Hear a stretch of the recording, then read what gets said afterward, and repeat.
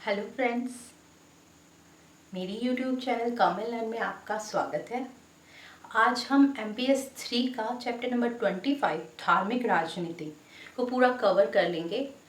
पहले मैंने धार्मिक राजनीति के बारे में एक टॉपिक डिस्कस किया था, वो है धार्मिक राजनीति का अर्थ एवं महत्व। तो अब जो हम नेक्स्ट वीडियो लाए हैं धार्मिक राजनीति के टॉपिक पर, इस बार हमने धार्मिक राजनीति के विकास, उसके महत्व पर पूरे डिटेल में इस वीडियो में डिस्क्राइब किया है।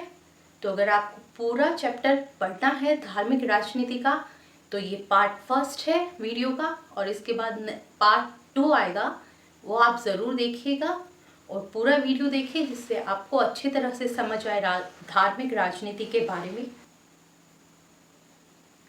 MPS 3 चैप्टर नंबर 25 धार्मिक राजनीति, रिलीजियस पॉलिटिक्स। धार्मिक राजनीति का विकास ईसा पूर्व 6ठी शताब्दी के पहले से ही भारत में धार्मिक राजनीति का चलन रहा है। धार्मिक राजनीति का इतिहास बहुत लंबा है। यह देखा जा सकता है कि जो भी विदेशी लोग भारत में आकर बसे, उनमें से सबसे ज़्यादातर लोगों ने भारतीय धर्म, संस्कृति और यहाँ की सभ्यता को अपनाया, परंतु ब्रिटिश शासक पूर्ण रूप से अलग थे। 18वीं शताब्दी में यूरोप में एक नई बौद्धिक लहर चल रही थी, जिसके कारण एक जागृति का आरंभ हुआ। 18वीं शताब्दी में यूरोप में एक बौद्धिक लहर चल रही थी, जिसके कारण एक जागृति का आरंभ हुआ, जागृति शुरू हुई। तर्कवाद तथा खोज की भावना ने पूरी यूरोपीय समाज को एक प्रगति प्रदान की थी। विज्ञान और वैज्ञानिक दृष्टिकोण ने सभी पक्षों को प्रभावित किया। किसने सभी पक्षों को प्रभावित किया? विज्ञान और वैज्ञानिक दृष्टिकोण ने सभी पक्षों को प्रभावित किया, जैसे राजनीतिक, सैनिक, आर्थिक, धार्मिक, सभी पक्षों को प्रभावित किया। और अब यूरोप सभ्यता का अधिनायक नेता यानी कि लीडर महाद्वीप बन गया है। यूरोप क्या बन गया है? सभ्यता का अधिनायक नेता बन गया है। अधिनायक नेता महाद्वीप बन गया है, लीडर बन गया है, जबकि भारत इसके विपरीत दिख रहा था। वह गतिहीन, निर्जीव समाज का चरित्र प्रस्तुत कर रहा था। भारत एक ऐसे घुसपैठिए से सामना हुआ। भारत का एक ऐसे घुसपैठिए कौन था? ब्रिटिश सरकार, जो स्वयं को सामाजिक और सांस्कृतिक दृष्टि से सर्वश्रेष्ठ समझता था और संभवतः था भी।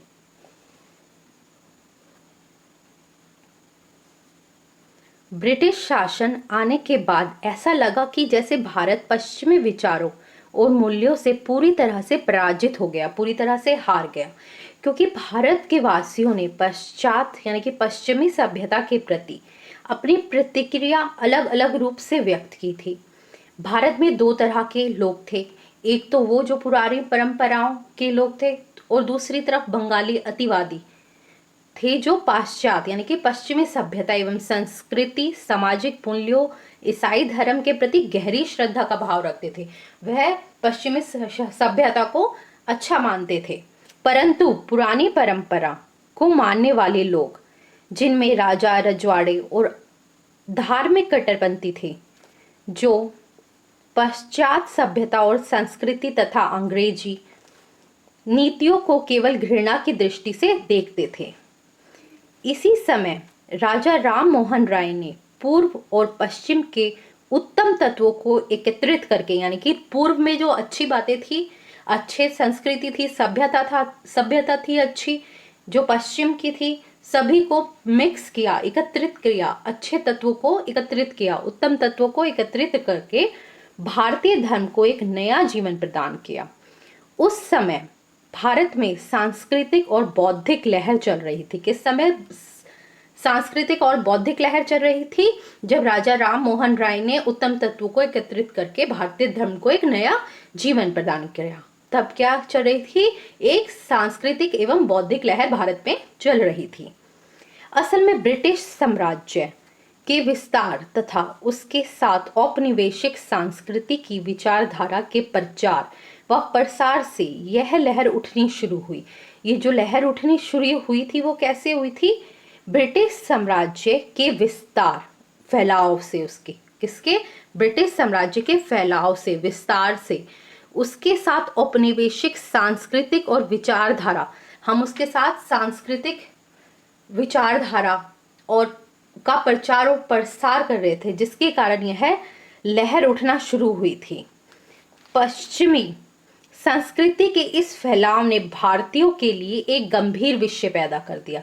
जब भारतीय वासियों ने देखा कि हमारे देश में पश्चिमी सभ्यता संस्कृति का फैलाव ज़्यादा हो रहा है, ज़्यादा वह फैल रही है, प्रचार प्रसार हो रहा है, तो जो भारतवासियों के लिए यह गंभीर विषय बन गया कि ऐसा कैसे हो सकता है, कोई हमारी संस्कृति को हटा के दूसरी संस्कृति कैसे ला सकता है हमारे देश में।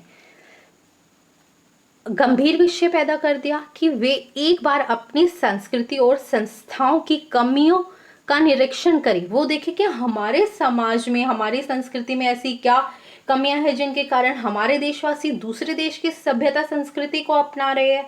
तो उन कमियों का निरीक्षण करना उनके लिए ज़रूरी था। तो उन्होंने क्या किया कि कमियों का निरीक्षण करना शुरू किया। लेकिन एक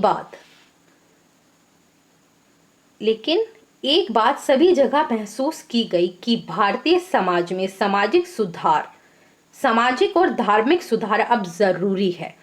तो कमियों का निरीक्षण किया। हालांकि औपनिवेशिक सांस्कृतिक और विचारधारा के खिलाफ यह प्रतिक्रिया हर समाज में अलग अलग थी। बंगाली समाज में अलग थी, हरियाणवी समाज में, जाट समाज में, आर्य समाज में, सभी समाज में, राजपूत समाज में, सब समाज में अलग अलग प्रतिक्रिया थी इसके रिगार्डिंगली। तो अब यह महसूस किया जाने लगा कि भारतीय समाज में सामाजिक और धार्मिक सुधार जो है वो बहुत जरूरी है। सुधार की इस प्रक्रिया को नवजागरण कहा गया। किस प्रक्रिया को? जिसमें भारतीय समाज में सामाजिक धार्मिक सुधार किए जाने लगे। सुधार की प्रक्रिया शुरू हुई, उस सुधार की प्रक्रिया को नवजागरण कहा गया।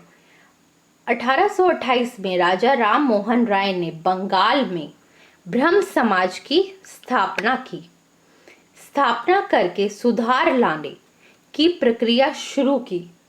क्या करके?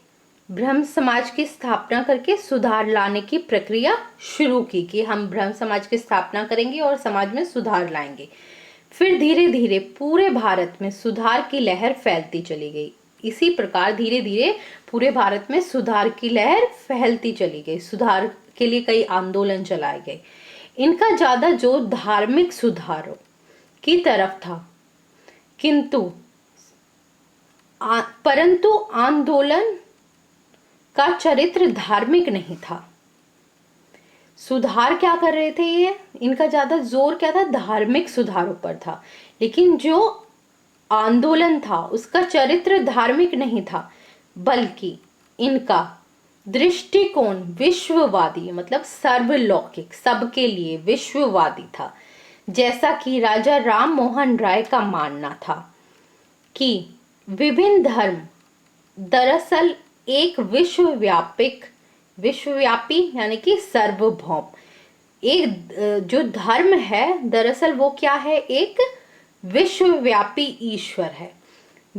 धर्म दरअसल एक विश्वव्यापी ईश्वर की ही अलग अलग अभिव्यक्ति है कि हर धर्म एक है, क्योंकि उनका जो ईश्वर है वो एक है, इसीलिए वो धर्म को विश्वव्यापी मानते थे और ईश्वर को भी विश्वव्यापी मानते थे कि सबका ईश्वर एक है। तो ईश्वर की अलग अलग अभिव्यक्ति की जाती है। हिंदू अपने तरीके से करते हैं, मुसलमान अपने तरीके से, सिख, ईसाई सब अपने अपने धर्मों के अलग अलग भगवान की अलग अलग अभिव्यक्ति करते हैं अपने ईश्वर से। नेक्स्ट पढ़ते हैं। सर सैयद अहमद खां कहते हैं कि सभी पैगंबरों ने हमेशा एक ही बात कही है और हर देश में अपने अपने पैगंबर रहे हैं। हर देश के अपने अपने पैगंबर भी रहे हैं। सर सैयद अहमद खां कहते हैं कि सभी जो पैगंबर है, हमेशा एक ही बात कहते हैं, सबको सही रास्ता दिखाते हैं। सब भगवान ऐसे ही है, चाहे वो हिंदू के हो चाहे मुसलमानों के। केशव चंद्र सेन के नजरिए में पूरी दुनिया के सभी स्थापित धर्म सच है। वो कहते हैं कि सभी दुनिया के जितने भी धर्म है वो सब सच है। अब विवेकानंद जी क्या कहते हैं? विवेकानंद जी कहते हैं, और बंकिम चंद्र चटर्जी जो है वो कहते हैं, उन्होंने कहा है कि धर्म को मनुष्य की भौतिक समस्याओं का समाधान पेश करना चाहिए। कि धर्म को क्या करना चाहिए? मनुष्य की भौतिक समस्याओं का समाधान पेश करना चाहिए। इस प्रकार 19वीं सदी के सांस्कृतिक वैचारिक संघर्ष ने 19वीं शताब्दी में क्या चल रहा था? सांस्कृतिक और वैचारिक, संस्कृति के बारे में विचार चल रहा था, उसके बारे में संघर्ष चल रहा था लोगों में, हिंदू मुस्लिम सिख ईसाई सब धर्मों में सांस्कृतिक, अपनी संस्कृति को बचाने के लिए संघर्ष चल रहा था। तो 19वीं सदी के सांस्कृतिक वैचारिक संघर्ष ने धर्म के मजबूत शिकंजे से लोगों की व्यक्तिगत स्वतंत्रता वापस दिलाई। जो लोग धर्म के शिकंजे में फंसे हुए थे उनको निकाला और लोगों को सामाजिक सुधार का रास्ता दिखाया। और लोगों को क्या किया? सामाजिक सुधार का रास्ता दिखाया। समाज सुधारकों ने आंदोलन चलाए, लोगों को धार्मिक सोच में जो फंसे हुए थे एक उससे बाहर निकाला और सुधार का रास्ता दिखाया। तो दूसरी ओर ब्रिटिश हुकूमत ने जो फूट डालो शासन करो भारत में अपनाया था, कि भारतीयों में फूट डालो शासन करो की नीति जो भारत में अपनाकर समाज को बंटवारा किया था, उन्होंने उसे प्रोत्साहित करना शुरू कर दिया। उसने अब ब्रिटिश समाज सरकार ने क्या किया कि भारत में फूट डालो शासन करो की नीति अपनाई और उससे क्या हुआ कि भारतीय समाज में बंटवारा हो गया, उसे प्रोत्साहित करना शुरू कर दिया। 20वीं सदी के शुरुआत में राष्ट्रवादी नेताओं ने आंदोलन किए और उन आंदोलनों में जनता को भुलाने व आकर्षित करने के लिए हिंदू धर्म का इस्तेमाल किया और राष्ट्रीयता को हिंदूवादी रंग देने की पूरी कोशिश की गई। राष्ट्रीयता को क्या की गई? हिंदूवादी रंग देने की पूरी कोशिश की गई। तिलक ने क्या किया? गणेश पूजा और शिव जयंती का आयोजन किया जिससे हिंदूवादी रंग मिले राष्ट्रीयता को। इसके कारण लोगों में धार्मिक मतभेद बढ़े और ये पूरे समाज को अपनी चपेट में लेते गए। साधारण व्यक्ति भी धार्मिक मतभेदों की गिरफ्त में आ गए। क्या हुआ? हमारे समाज में मतभेद बढ़े, धार्मिक मतभेद बढ़े और उन्होंने क्या किया? साधारण व्यक्तियों को भी अपनी चपेट में ले लिया और धार्मिक मतभेद की गिरफ्त में कौन आ गए? साधारण लोग आ गए।